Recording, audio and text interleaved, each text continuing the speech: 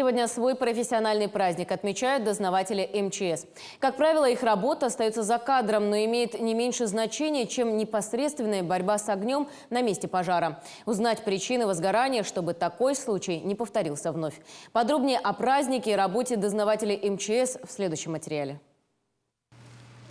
Мы привыкли, что пожарные спасатели – это люди, которые один на один борются с огнем, спасая на пожарах жизни и имущество людей. Вне поля зрения остается менее заметная, но не менее важная работа дознавателей. На месте пожаров они выясняют его причины, чтобы в будущем были приняты меры по предотвращению трагедий. Дознавателями для качественного выполнения своих профессиональных обязанностей необходимо иметь юридическую базу, знать Уголовно-процессуальный кодекс Российской Федерации, Уголовный кодекс Российской Федерации, правила противопожарного режима в Российской Федерации, Кодекс Российской Федерации об административных правонарушениях и другие нормативные правовые акты, регламентирующие деятельность органов дознания. Уже 95 лет сотрудники органов дознания МЧС работают на ниве расследования причин пожаров.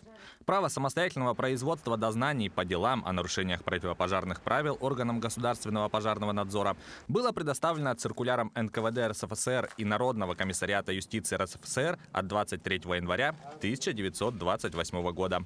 Это было необходимо для обеспечения наиболее точного и всестороннего производства расследований пожаров. Но, безусловно, органы дознания являются одним из эффективных подразделений МЧС России.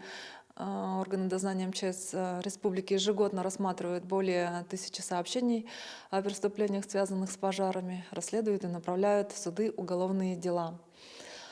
Самоотверженный труд тех, кто с честью и гордостью носит звание дознавателя, это не только имидж, но и кропотливая работа, направленная на выявление причин возгорания пожара и виновных лиц.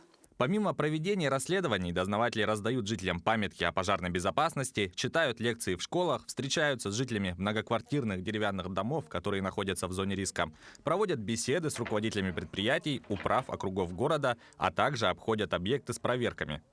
По данным МЧС, за 2021 год в одном только Якутске зарегистрировано 819 пожаров, в которых погибло 24 человека и 11 получили травмы различной степени тяжести.